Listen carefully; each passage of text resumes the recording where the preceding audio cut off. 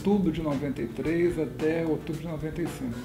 E nós pegamos assim uma fase de transição, não só da presidência, mas também aqui da reitoria, né? No início foi o governo Itamar, logo depois foi o Fernando Henrique em 95. E nesse período, no inicial, foi assim um período de pós-plano real. Então surgiu a nova moeda, e então o país estava assim, recessão, desemprego, né, arroxo salarial, porque a nova moeda praticamente congelou quase todos os salários, né? Então foi um período muito complicado. E logo depois começou o Fernando Henrique em 95. Esse período foi um dos mais críticos, né, para o serviço público e também para a universidade, porque começaram as reformas neoliberais, né? Começou nesse momento, né, a implantação das reformas neoliberais. As verbas nas universidades foram abaixando, né, reduzidas, o salário diminuiu e as reformas estruturais, né? Havia, por exemplo, o ministro Bresser, que era ministro da Administração e Reforma do Estado, era o antigo Mário, e esse ministro ele queria transformar as universidades públicas em organizações sociais não governamentais de direito privado. No fundo era privatizar as universidades, né? Era um movimento assim, e a gente conseguiu, né, através de amplas manifestações do serviço público, das estatais, né? Houve uma greve geral dos estatais e serviço público, né, contra essas reformas, né? E isso foi uma situação bastante crítica, né, para a universidade. Um período muito ruim que acarretou consequências muito grandes para a universidade. Na parte da educação, o ministro era o Paulo Renato, ele queria introduzir na LDB, estava discutindo a LDB na época, né, do Darcy Ribeiro. Também uma questão muito drástica para a universidade, uma certa privatização do ensino.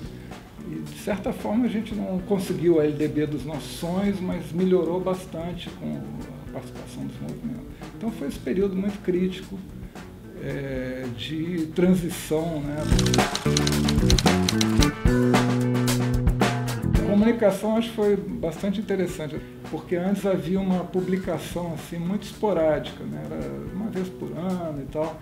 E em 95, né, a gente começou a fazer o jornal mensal da Duferj, né? Foi bastante interessante.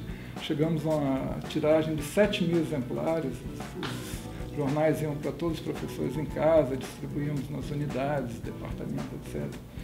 E foi muito interessante. Ele foi uma forma de integrar assim, os professores. Tinha colunas de professores, né, artigos de professores. Tinha o ilustrador, que era o Roberto Wise, que ele fazia charges maravilhosas, muito interessantes. E foi muito bom esse jornal, realmente.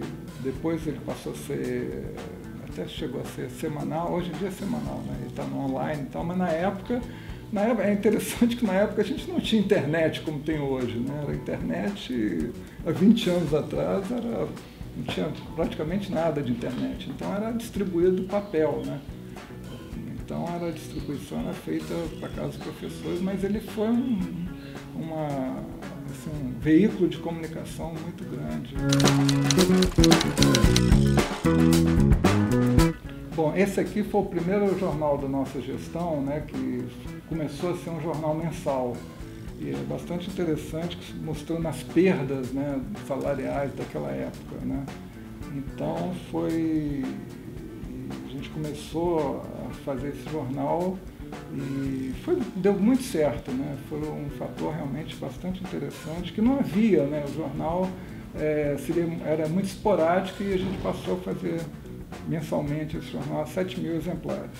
Bom, esse aqui também foi um jornal, um exemplar histórico, que foi do Plano Verão, né? Reajuste do Plano Verão para todos. E havia aqui a ilustração do professor Roberto Wise, né? Que era muito interessante, reivindicando o plano Verão para todos os professores, né? 26,05%. Bom, esse aqui também é um jornal interessante, que foi durante a greve dos servidores públicos federais, né, contra o plano FHC, né, da época do plano, aquelas reformas neoliberais. Então, tinha essa charge aqui mostrando a entrada de greve dos servidores públicos federais. Foi uma greve conjunta com os estatais, em certo momento, com as estatais, então foi bastante interessante. Também ilustração aí do professor Roberto Ais, mostrando ali a entrada de greve dos SPFs na época. Esse aqui é um jornal que saiu, foi durante o CONAD, né, que é o Conselho das Associações de Docentes, e na época havia uma discussão sobre um projeto democrático e popular, né, que foi discutido, né, com os professores sobre a questão política e envolvendo a educação também, as universidades públicas, etc. Tá? E na época as pessoas, antes da eleição, foi durante a discussão política, e a eleição era o Lula e o Fernando Henrique, né, e havia uma discussão política, certamente, embora o Andes não tomasse partido de nenhum candidato, né. Eu tenho muito orgulho de ter sido presidente da DUFERJ e ter contribuído, de certa forma, para a defesa da universidade pública, gratuita, democrática, de qualidade.